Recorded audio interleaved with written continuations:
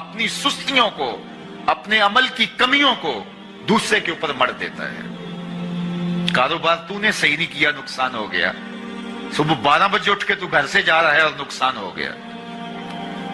تو نے 2 نمبر مال بیچا، آج پکڑا گیا اور نقصان ہو گیا۔ تم نے ٹیکس نہیں دیا، تم نے زکوٰۃ نہیں دی، تم نے دروازے پہ کھڑے ہوئے سائل کو جھڑکا، نقصان ہو گیا۔ یہ تمہارے پاپ ہیں جو مصیبت بن کے تمہارے سامنے آتے ہیں۔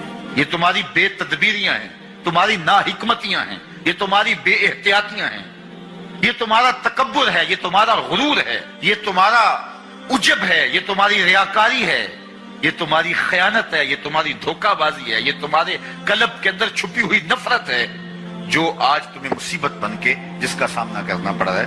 یہ تمہارے اندر کے عیب ہیں جو مجسم ہو کے تمہارے سامنے آئے ہیں۔ اللہ تعالیٰ نے قرآن مجید میں ارشاد فرمایا وَمَا أَصَابَكُم مِّن مُّصِيبَةٍ فَبِمَا كَسَبَتْ أَيْدِيكُمْ، جو تمہارے اوپر مصیبت آتی ہے وہ تمہاری اپنی کرتوتوں کی وجہ سے آتی ہے۔ بیماری آئی تمہارے پرہیز نہ کرنے کی وجہ سے آئی، بیماری آئی تمہارا زیادہ کھا لینے کی وجہ سے آئی، بیماری آئی تمہارا نامناسب غذا لینے کی وجہ سے آئی، بیماری آئی وقت پہ سوئے نہیں، وقت پہ اٹھے۔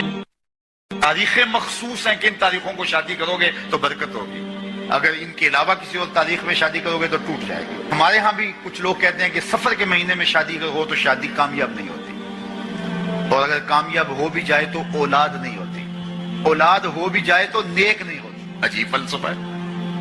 سیدہ فاطمہ الزہرا رضی اللہ تعالی عنہا کی شادی حضرت سیدنا علی المرتضیٰ رضی اللہ تعالی عنہ سے سفر کے مہینے میں ہوئی۔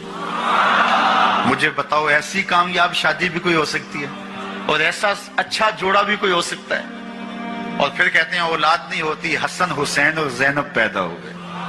ایسی اولاد بھی ہو سکتی ہے، اچھا اولاد ہو جائے تو نیک نہیں ہوتی۔ مجھے بتاؤ حسین جیسا نیک کون ہوگا، حسن جیسا نمازی کون ہوگا، اور زینب جیسی پردے دار کون ہوگی؟ تو یہ لوگوں کی اپنی خواہشات ہیں، زبان پہ جو کہہ دیے لوگ وہی مان گئے۔ میں نے دیکھا ہے کہ بعض کا لوگ 1 گھنٹے کی تقریر سننے کے بعد بھی پھر بھی کہتے ہیں نہیں اصل ہمارے خاندان میں وہ واقعی منحوس ہے، فرق تو پڑتا ہے۔ جب اللہ کے محبوب نے کہہ دیا لا تجارہ، کوئی منحوس نہیں ہے، نہ دنوں میں منحوس، نہ ساعتوں میں منحوس، نہ افراد میں منحوس، ہمارے الو بھی منحوس نہیں ہے۔ تمہارے اندر کی برائیاں ہیں جو مجسم ہو کے تمہارے سامنے آتی ہیں، اس لیے کوئی منحوس نہیں۔